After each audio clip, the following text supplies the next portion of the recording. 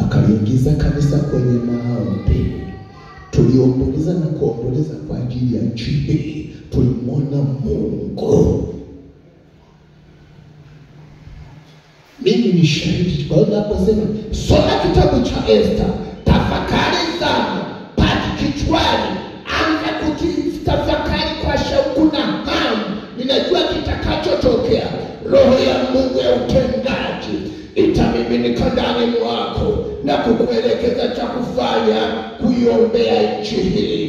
Ibilisi asifanikiwe katika mipango yake. Na dakika 16 za kuendelea. Jesus Christ, Mungu wetu ni Mungu mwema. Bwana ndiye anayetuandaa. Akamchagua Yusufu mwana wa Yakobo kwamba yeye ndiye ambaye atahusika kutimiza unabii alioambiwa Ibrahim kwenye sura ya 15 ya kitabu cha Mwanzo. Uzao wako watakuwa wageni katika nchi nyingine, na watakuwa kwa muda wa miaka 400. Kisha watakapoondoka, wataondoka na mali mengi.